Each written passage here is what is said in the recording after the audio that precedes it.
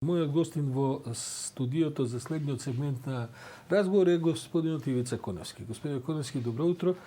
Вас кога ве гледаме како гостин во студиото, се знае што е темата. Темата е оваа, би рекол, воредна ситуација во опозицијата во ВМРО ДПМН, бидејќи вие излеговте со една иницијатива пред неколку недели да конечно се обидете да свикате вореден конгрес и да направите воредни избори за претседателското место на партијата, бидејќи сте незадоволни од тоа како оди целата работа таму. Веднаш да кажам дека ќе бидеме изложени веројатно и јас и вие, јас сум константно, а и вие претпоставувам на разни толкувања за тоа зошто сте денеска гостин и така натаму, да кажем дека ние сме во постојан еден повик да го добиеме и господинот Мицкоски во последните месеци, долги месеци да биде наш гостин, не прифаќа, одбива, иако ни за други представници во ВМРО ДПМН се редовно гости, но ете, тоа е тоа.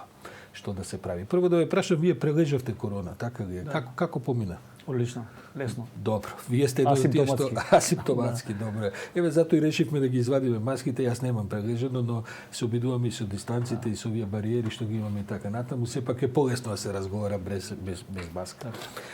Господин Коневски, јасно е дека вие сега ќе правите вореден конгрес и го свикавте за во текот на наредниот месец. Што ви се плановите? Велите дека имате мнозинство од бившите представници на претходниот конгрес, но знаете дека според статутот ваш треба да имате 2/3 од тие представници. Успевате ли да соберете тукаво мнозинство од пратениците?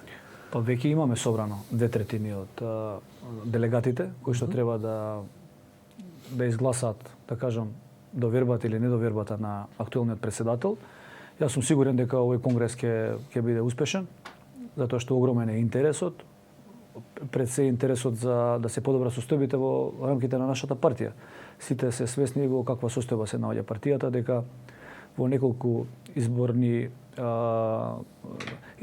порази веќе оди, неколку пати, значи изминативе 3 години повеќе пати губиме на претседателски, на парламентарни, на локални. Така што неопходно е да има една поширока дебата, да се разговара пред тие луѓе кои што му дадоа доверба на актуелниот претседател. Едноставно потребата да се има одговорност е на највисоко ниво во секоја демократска партија. Ќе дојдеме и до можните решенија, но претходно се разбирате дека на крајот ќе биде таа една правна ситуација која што ќе се разрешува на кој начин ќе биде или нема да биде прифатен изборот што претпоставувам ќе го направите на тој конгрес. Вашата партија официјално веќе ве прогласи за нестатутарна иницијатива и за нестатутарен конгрес. На крајот ќе мора кого и да го изберете на конгресот да биде регистриран во надлежниот суд како представник, застапник на партијата. Како мислите тие правни аспекти да ги расчистувате? Ние сме сигурни, ние веќе си имаме консултирано со голем број на правници, на луѓе кои што и работат оваа тематика. Врз база на тоа сме сигурни дека сме на вистинскиот пат да по една правна и регуларна процедура да го организираме целокупниот конгрес. Се работи за конгрес кој што согласно статутот на партијата е највисок орган во рамките на партијата. Врз база на тоа гласањето на делегатите има најсилно дејство. Многу работи во самиот статут не се пропишани, ниту па во било кој статут, во било која организација, зборам на ниво на држава, секогаш постојат некои работи кои што не се предвидени. Се предмет на толкување, затоа ние не сме суд, меѓутоа ако дојдеме до таква состојба, сме сигурни дека правно и регуларно ја водиме целата процедура, да кажам. Има ли се уште шанси за некаков натрпартиски компромис? Дали сте во контакт со по изјавиве што ги гледам, мислам по острината, по тонот, по речникот. Сега, кога е Мицкоски во прашање, не сте вие ништо специјално третирани, сите што се разликуваат од неговите ставови се третирани на ист начин. Со еден ескалиран речник, со многу навреди, со многу, како да кажам, остра една реторика. Има ли сепак начин за некаков компромис? Кај нас секогаш постои желба да најдеме заеднички јазик, да учествува и актуелниот претседател на тој водреден конгрес. Нас целта не е да избереме друг претседател по секоја цена.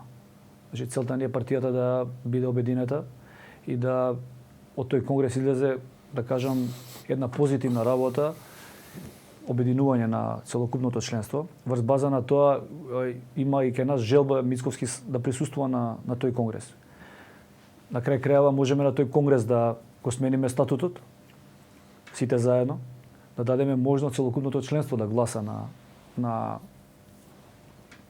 избори за председател на партијата, дека учествува и тој подосна, нека се кандидира за председател врз база на изменен статут кој што ќе опфати гласање на секој член. Ние сме спремни за секаков компромис, меѓутоа не сме спремни да попуштиме партијата да ја води на начинот кој што ја води до сега, на еден недемократски начин со обвинувања за сите оние кои што бараат од негова страна одговорност. Ако добро ве разбирам, практично вие предлагате да го введете овој модел што сега го воведе СДСМ, да практично целото членство го бира следниот председател, со тоа што би направиле во вреден конгрес оваа иницијатива за менување на статутот, па потоа со закажување нов датум на кој што секој, па и господинот Мицковски, како и други кандидати, би биле предмет на избор на целото членство. Тоа е моделот. Ја мислам дека ова решение би било прифатливо за иницијативниот одбор. Ние не сме го разговарале со оглед на познавајќи го карактерот на актуелниот председател. Знаеме дека тој многу тешко е спремен за било каков компромис и што не иде во негова полза, да речеме. Меѓутоа, ова е на некој начин добро за партијата да остане обедината и затоа реков, добро е тој да дојде на конгресот, да присуствува, да даде свој предлози. Добро е да им дадеме можност на сите членови да гласаат за избор на нов председател. На тој начин ќе покаже партијата демократски капацитет, ќе видиме и самиот председател на тој начин ќе види реално дали членството стои позади него или не стои позади него. Или само тие 100 луѓе што се во рамките на Централниот комитет, кои што тој ги бира, заради своите лични позиции и афинитети за некои идни, да кажам, функции, му ја даваат безрезервно нивната поддршка. Тоа спаѓаат, предпоставам, и големото множество пратеници во парламентот на ВМРО-ДПМН. Па пратениците во парламентот се пратеници на ВМРО-ДПМН, тие не се пратеници на Христијан Мицковски. Јас сум сигурен дека доколку дојде до промена на актуелното раководство, промена на Мицковски, дека тие пратеници ќе го поддржат и новото раководство. Морам да ви кажам дека вашите ставови кои ги гледам, кои ги изнесувате во јавноста, не мислам само на вас, туку на целата оваа иницијатива. Јас лично сум опонент политички во своите вредности и ставови на ВМРО-ДПМН, но гледам на каква, како да кажам, една жестока кампања сте изложени токму во медиумите кои што се блиски на партијата. Немате никаков... Сте били ли повикани на разговор, не знам, сега иде да не ги именувам, затоа што веднаш ќе влеземе во контроверзија и така, ама се знае за кого станува збор од медиумите. Имате некаков продор таму, имате шанса да ги објасните ставовите или на крај се сведува на 24 телма, утрински брифинг, слободен печат? Видете, ние немаме пристап ниту на Алфа телевизија да ги искажеме своите ставови, ниту пак имаме пристап на тие порталите кои што, да кажеме, искрено на мене ми биле омилени и кои што верува во нивната, да кажам, објективност до пред некој извесен период. Немаме никаков пристап, тие се целосно контролирани од страна на Христијан Мицковски. Жалосно е што не можеме на тој начин да се соочиме на медиум кој што, да речеме, е проопозицијски, да ги соочиме меѓусебните ставови, за да може целокупното членство правилно да расудува кој е во право. Така што вие би прифатиле таква дебата на некој... Во секое време имаат емисија, нели секој ден иде таа заспи ако можеш. Немаме никаков пристап таму, ниту не повикале, таму едноставно се еднонасочни се емисиите во насока на интересот на Христијан Мицковски, дури против интересот и на ВМРО-ДПМН, го ќе видиме подалеку. Тоа затварање, тоа недемократско функционирање во рамките на партијата и шиканирање на сите оние неистомисленици преку тие медиуми.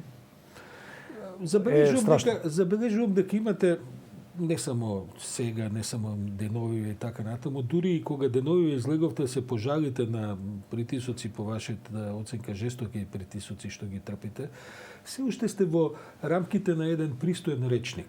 Морам да кажам, и барем од ваша страна не ја ескалирате, да кажам, ситуацијата во една тотална конфронтација и така натаму. На какви притисоци сте изложени? Па видите, најчесто притисоците се преку социјални мрежи, преку коментари, преку статуси од страна на блиски луѓе на Христијан Мицковски, кој што Не го сметате тоа за нормално во овој вид на политички битки што се случуваат? Мислам, ако ви кажам што се за мене се пишува, работата е дали човек сака да се занимава со тоа. Не сметате дека тоа е еден нормален терен? Видете, за мене тоа е ненормален терен во општеството, што ете така се труе граѓанството. Меѓутоа тоа не е само начин на Христијан Мицковски кој што го практикува. Тоа беше и во минатото. Мислам дека и актуелната власт сегашна на тој начин и на локални избори во 2017 година се служеше со една црна кампања која што лично на мене не ми се допаѓа, затоа што во принцип се за да се оствари одредена цел не се бираат средства, а тоа е штети на целокупното општество, на меѓучовечките односи помеѓу луѓето. Ние сме многу мала држава и на таков начин да се бориме за одредени позиции, мислам дека долгорочно и правиме штета на самата држава и на меѓучовечките односи. Ќе ве држиме за збор, бидејќи доколку се случи да дојде до некаква демократска промена во партијата, вие ќе бидете потоа во ситуација да ја, како да кажем, да ја модерирате и вашиот дел од јавноста во смисла на речник на и така натаму. Да ви прашам, еве, ќе одите на конгрес, ќе понудите ова што го велите, предпоставувам дека Мицковски нема да се согласи за тоа, нема да дојде на вашиот конгрес и така натаму. Имате ли во овој момент јасни кандидати кои што се сакаат да се промовираат за председател на партијата на конгресот што ќе го држите? Во сабота ќе правиме промоција на конгресот, на слоганот под кој што ќе се организира вонредниот конгрес. Во сабота во 12 часот пред музеот на ВМРО. Јас се надевам дека после тоа ќе се пријават повеќе кандидати за ова место. Има одредени услови кои што мора да бидат исполнети согласно статутот на партијата, а тоа е да има минимум секој кандидат за председател да има минимум 30 делегати кои што ќе го поддржат, или пак да има од некој општински комитет на партијата да има поддршка. Се надевам дека ќе има многу луѓе кои што се заинтересирани за оваа позиција, меѓутоа искрено да ви кажам, најсреќен ќе бидам доколку избереме председател на партијата, нов председател на кој што ќе гласа целокупното членство. Јас сметам дека на тој начин ќе партијата ќе има можност да се обедини и да бидеме максимално подготвени за локалните избори кои што следат во октомври. Статутот дава ли може статутот и за евентуално, бидејќи предпоставувам дека одите по линија на консолидација, и самиот говорите на некаква внатрешна кохерентност на партијата и така натаму, дава ли може статутот можеби за не бирање на председател, туку на некакво тело што ќе раководи во еден преоден период со партијата? Спремни ли сте на такви варианти? Све зависи од делегатите на конгресот, каква одлука ќе донесат. Постои таква можност, долку актуелниот председател не сака да нормално да учествува на овој вонреден конгрес на кој што кажав, постои можности за компромис. Тоа е чисто вака како една идеја да се смени статутот, да може да гласа целокупното членство. Постои можности да се бира и колективно председателство, кое што ќе има одреден временски период да го смени статутот, да даде можност да гласат сите членови, па да се закаже после тоа еден редовен конгрес на кој што ќе може целокупното членство да си го избере председателот на партијата. Ги спомнавте општинските комитети. Каква е состојбата помеѓу општинските комитети?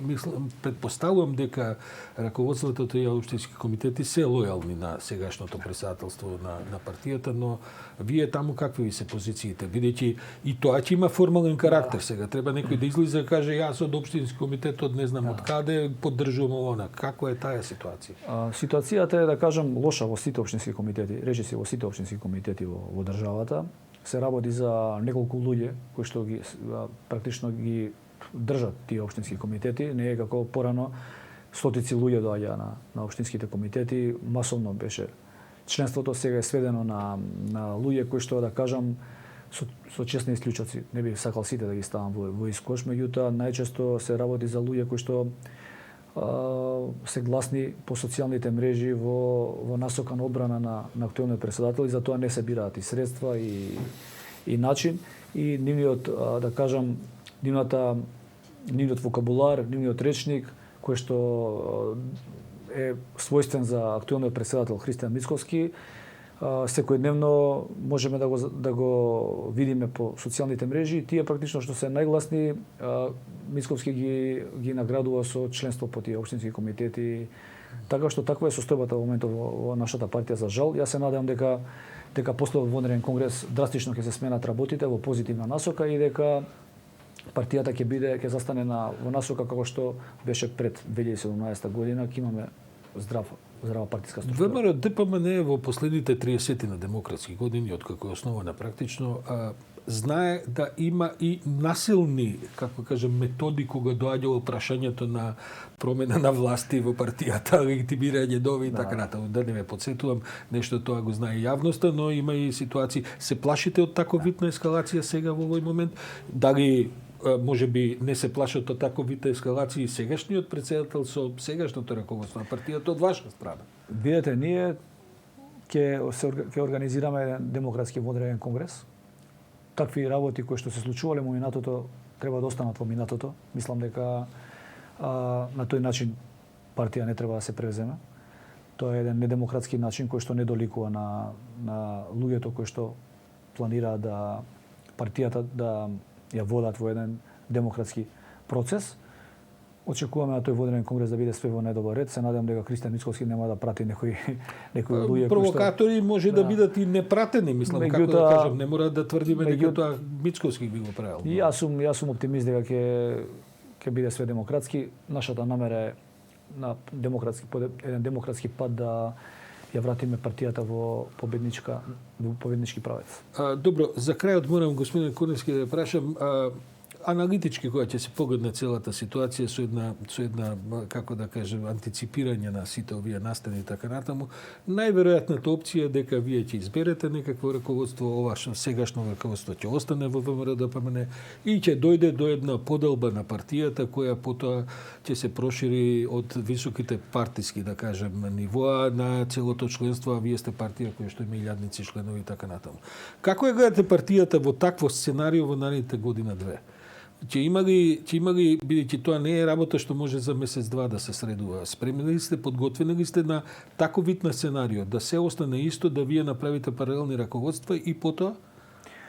Видете, ја мислам дека најважно од се е да квалитетни луѓе, препознатливи, кои што влеваат доверба помеѓу граѓанството, да продолжат да ја водат партијата. Сите оние структури кои што се деструктивни, кои што, да кажам, го поддржуваат наративот и начинот на водење на партијата на Кристијан Мицковски, може слободно да останат со него.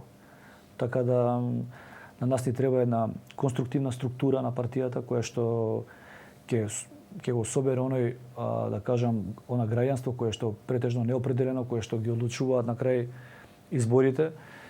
И мислам дека на тој начин ќе собереме многу симпатика и оние луѓе кои што се на интелектуална фела, она граѓанство кое што и до пред 2017 година гледаше на ВМРО ДПМН како на една структура која што е перспективна, која што ја води државата во вистински правец. Мислам дека тие луѓе треба да ми бидат таргет, а сите оние деструктивни луѓе кои што сега се наградуваат со позиции во партијата заради тоа што се користат со еден лош вокабулар, со навреда, со омраза, кои што шират по социјалните мрежи, и луѓе кои што, да кажеме, се на високи позиции, а имаат лошо минато, треба да бидат минато во партијата, треба да структури кои што ќе дадат перспектива не само на партијата, него и на државата.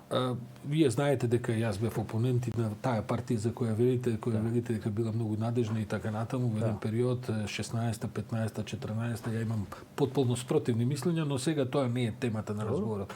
Како реагирате на обвинувањата за крај дека практично правите услуга на ЗАЕФ и на СДСМ со сето ова што го правите? Па, обвинувањата се смешни и имаат за цел да шират на вистина во партиското членство, за да се задржат позициите кои што ги имаат. Но услугата ќе биде објективна, мислам, реално со вака ослабено, а потоа и поделено ВМРО, власта, Социјалдемократскиот сојуз, кој самиот има проблеми со своето владење, посакува веројатно тој тип на раситнување на опозиција. Ја мислам дека Социјалдемократскиот сојуз единствено што сака Кристијан Мицковски да остане на чело на партијата. Ова е отприлike тоа што говори Кристијан Мицковски за вас. Мислам дека тоа го сака. Кристијан Мицковски е да кажеме, министер во опозиција на оваа актуелна власт и доколку тој остане на чело на опозицијата, ќе прима средства од државата, повеќе милиони евра и ќе си биде министер во опозиција. За него е многу убаво во таа состојба во која што се наоѓа. На него воопшто не му е проблем.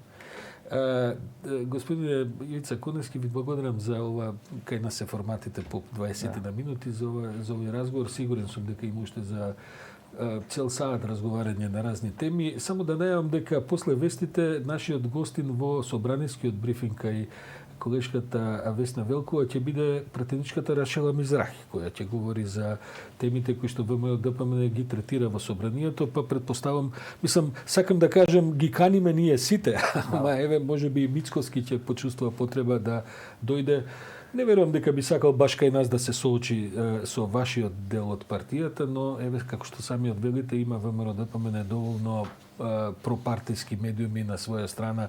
Дури не е ни важна е нивната предел, па можеби таму можете да ги соочите ставовите. Ја би сакал да, како што вие уканите Мицковски, ние да бидеме поканети, еве ја да бидам поканети сите оние кои што барат одговорност од негова страна во медиумите кои што се негови, да кажам, негови поддржувачи. Би сакал да присуствувам во Алфа телевизија, би сакал да дадам изјава во Курир, во Република. Се надевам дека ќе не ве покриваат Курир, Република, овие другиве, немате пристап таму никаков? Таму не може да се дозволи пристап. Христијан Мицковски едноставно, секој оној кој што бара одговорност од него може да има пристап само во негативна конотација. Еве сега ќе ве има после овој разговор без грижа, ќе бидете пренесени. Благодарам на поканата и се надевам дека ќе имаме можност некогаш и да бидеме гости во тие медиуми кои што се негови поддржувачи.